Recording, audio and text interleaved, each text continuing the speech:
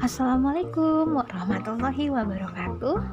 Halo semuanya, anak-anak yang soleh dan soleha. Bagaimana kabarnya hari ini? Semoga kita semua selalu sehat walafiat dan dilindungi oleh Allah Subhanahu wa Ta'ala. Amin, amin ya Rabbal 'Alamin. Bagaimana anak-anak? Masih semangat kan dalam mengikuti PJJ kimianya? Ya, bagus.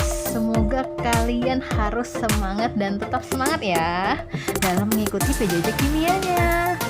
Nah, untuk kali ini kita akan belajar tentang KD 3.5.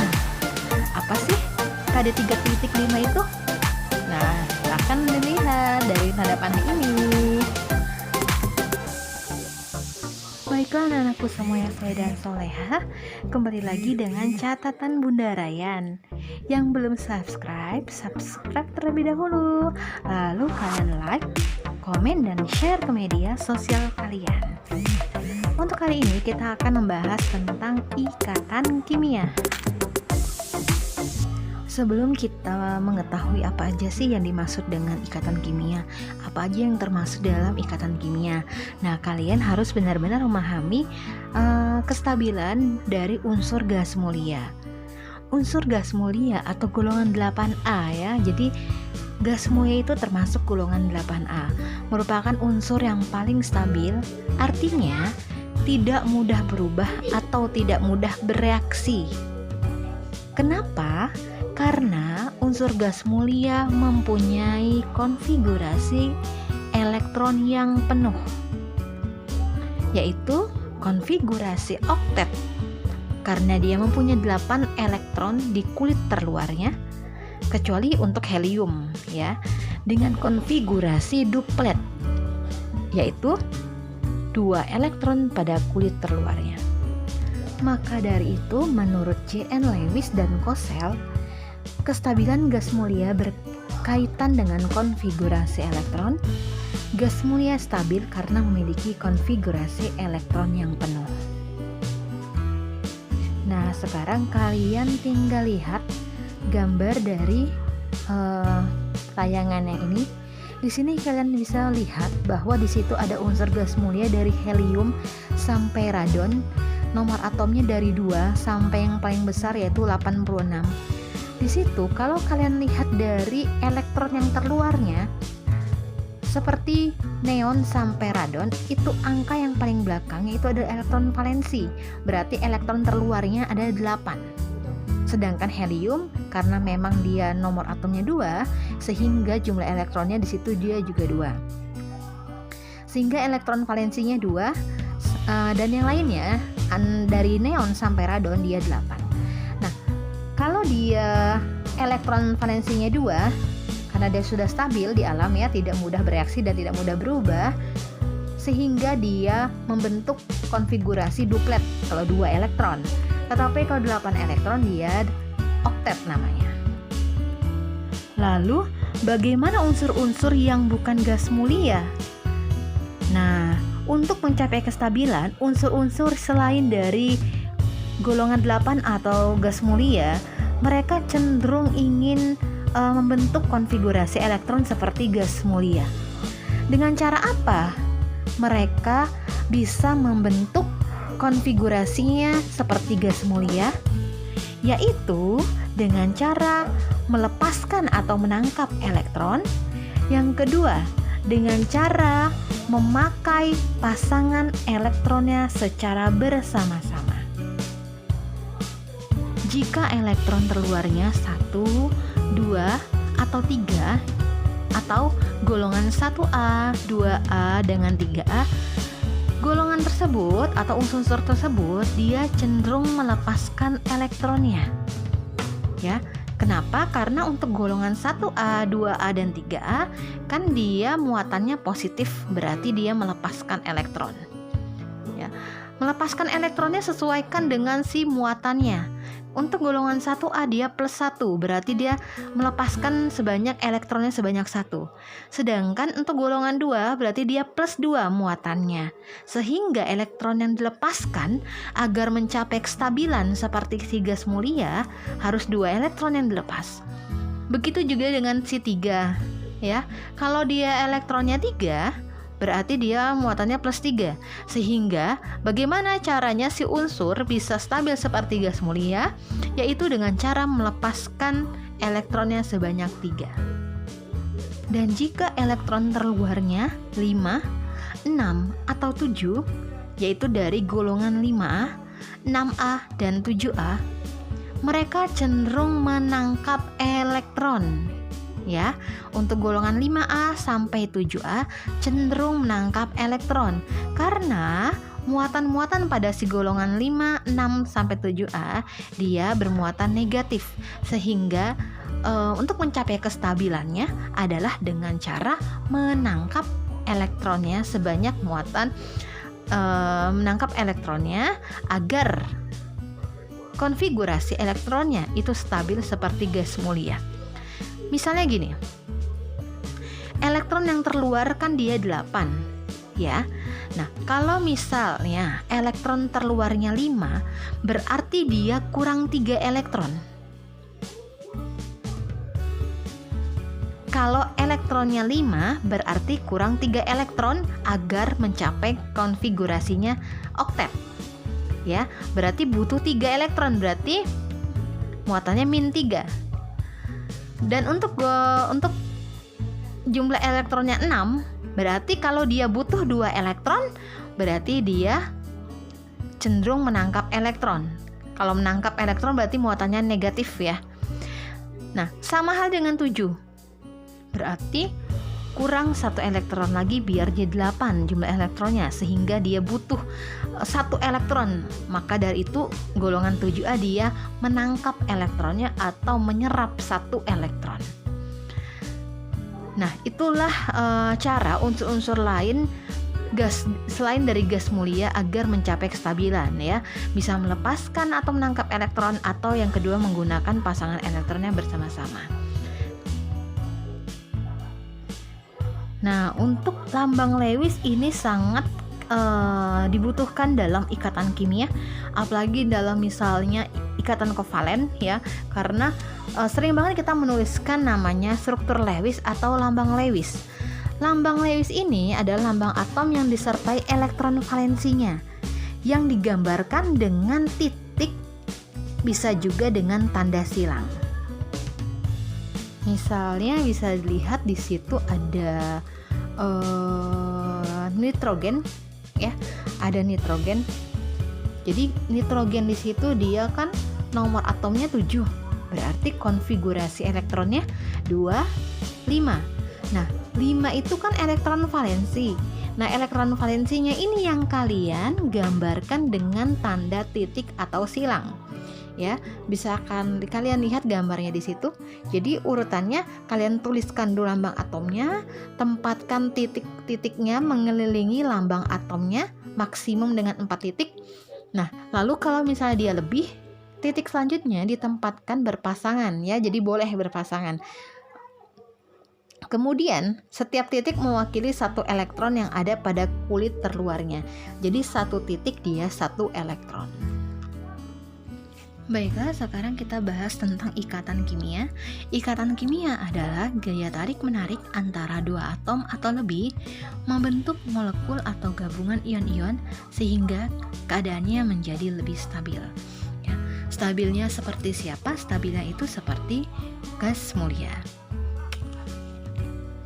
Di dalam ikatan kimia itu ada namanya ikatan ion, ikatan kovalen koordinasi, dan ikatan logam. Dan kali ini kita akan bahas terlebih dahulu tentang ikatan ion. Ikatan ion adalah gaya tarik-menarik antara ion yang berbeda muatan atau gaya elektrostatik ya. Jadi adanya perbedaan antara muatan plus dengan muatan min. Untuk ikatan ion ini yang harus kalian garis bawahi bahwa ikatan ion itu terbentuk antara unsur logam dengan non-logam. Atau bisa juga kalian sebut dengan ikatan ion itu adalah ikatan yang terjadi karena adanya serah terima elektron antara pembentuk ion positif atau pembentuk ion negatif. Nah, untuk ikatan ion itu mempunyai keelektronegatifan yang berbeda ya. Jadi beda keelektronegatifannya dia lebih yang besar. Berikut ini adalah contoh pembentukan senyawa ion antara unsur Mg dan Cl sehingga akan membentuk MgCl2. Mg itu mempunyai nomor atom 12 sehingga jumlah protonnya 12 dan jumlah elektronnya dia juga 12. Nah, karena jumlah elektronnya 12, maka harus kita buat konfigurasi elektronnya menjadi 2, 8, 2. Itu konfigurasi elektronnya. Sehingga kalian lihat di situ ada tanda warna merah ya. Berarti 2 di situ adalah elektron valensinya. Sehingga untuk si Mg itu akan membentuk ion Mg2+. Kenapa Mg2+? Karena Mg dia logam ya. Jadi kalau untuk unsur logam itu biasanya dia melepaskan elektron.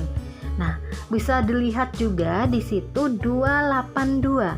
Berarti Mg ini kalau ingin stabil kan harus 8 nih jumlah elektron valensinya. Sehingga 2 di situ harus kalian buang atau kalian lepaskan. Sehingga kalau sudah dilepaskan, otomatis Mg itu akan berubah menjadi bentuk kation yaitu Mg2+. Sehingga konfigurasi elektronnya menjadi 28. Nah, untuk Cl dia nomor atomnya 17. Sehingga jumlah proton dari Cl atau klorin adalah 17. Jumlah elektronnya juga 17.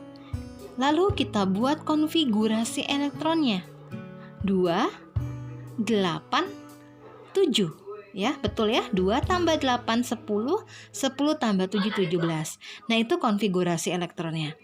Nah, lihat lagi yang gambar atau warna hijau itu ya, warna hijau tebal. Nah, itu warna hijau itu dia angka 7. Nah, sekarang yang harus kalian pikirkan, kalau dia jumlah elektronnya 7, agar dia mencapai 8 jumlah elektronnya, berarti kan hanya butuh 1 elektron saja. Ya, biar si 7 itu berubah menjadi 8. Kalau dia hanya butuh 1 elektron, berarti dia menangkap atau menerima 1 elektron saja agar konfigurasi elektronnya seperti gas mulia ya, atau dia konfigurasi elektronnya menjadi oktet untuk elektron valensinya. 2, 8, 7 di situ 7 karena dia menangkap elektronnya 1 berarti dia 288. Nah, angka yang belakangnya ini yang berarti dia konfigurasi elektronnya oktet. Ya, sudah stabil seperti si gas mulia yaitu si argon. Nah, kalau dia menangkap elektron berarti bukan kation tapi anion. Sehingga karena dia menangkap elektron itu muatannya 1 atau -1. Menangkap 1 elektron jadinya -1. Lalu tinggal kalian buat Lewisnya. Mg tadi di situ dia 2 ya. Dia elektron valensinya 2. Berarti kalian buat titiknya 2. Boleh juga dengan silang. Nah, ditambah dengan Cl2 ya, Cl-nya dia berjumlah 2, MgCl2 berarti jumlah atom Cl-nya 2. Kalian buat atom Cl sebanyak 2. Boleh di atas 1, bawah 1. Ya. Lalu kalian buat Lewisnya. Lewisnya di situ dia Cl-nya dia 7. Berarti buat titik atau silangnya sebanyak 7. 1, 2, 3, 4, 5, 6, 7. Rata-rata semua berpasangan kecuali yang sebelah kiri, dia hanya 1 ya, karena memang dia tidak berpasangan. Nah, bagaimana cara mereka itu biar sama-sama stabil ya? Nah, berarti si Mg itu dia kan harus melepaskan 2 elektron. Nah, berarti kalian lihat tanda panahnya. Oh, yang 1 elektronnya ini dipindahkan ke Cl.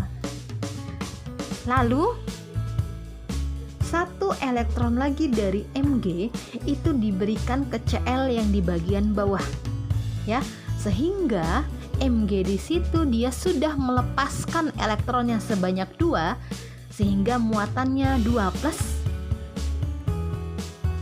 dan Cl di situ dia karena dia menangkap 1 elektron berarti muatannya -1. Mg2+ ditambah Cl-.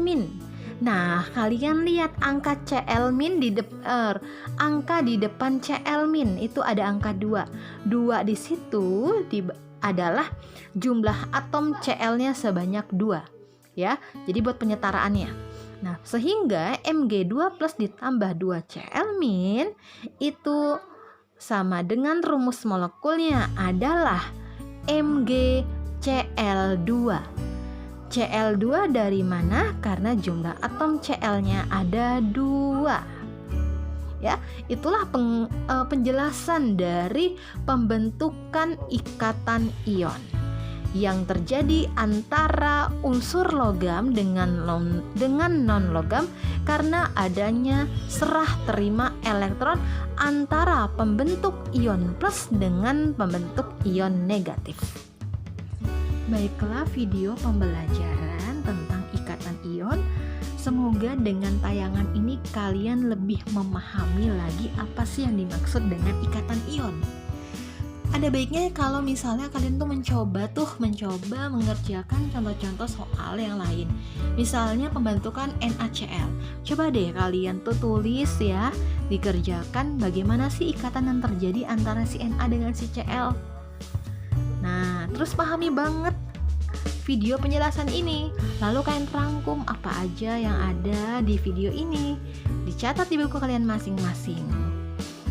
Nah, untuk kalian itu yang paling penting jangan males deh ibadahnya, ya. Jadi walaupun kalian itu ada di rumah, aktivitas ibadahnya itu nomor 1, ya. Sholat 5 waktunya itu jangan ditunda-tunda dan kerjakan sholat sunnah yang lainnya. Insya Allah kalau kalian seperti itu, kegiatan PJJ kalian apapun itu semuanya berjalan dengan lancar. Ya, anak-anak yang soleh dan solehah, tetap semangat dalam mengikuti PJJ Kimia dengan catatan Bunda Rayan. Jangan lupa yang belum subscribe untuk subscribe terlebih dahulu, lalu kalian like, komen, dan share ke media sosial yang kalian punya. Untuk ikatan kovalen nanti akan Bunda coba jelaskan di episode berikutnya. Semangat selalu anak-anak yang soleh dan solehah. Wassalamualaikum warahmatullahi wabarakatuh.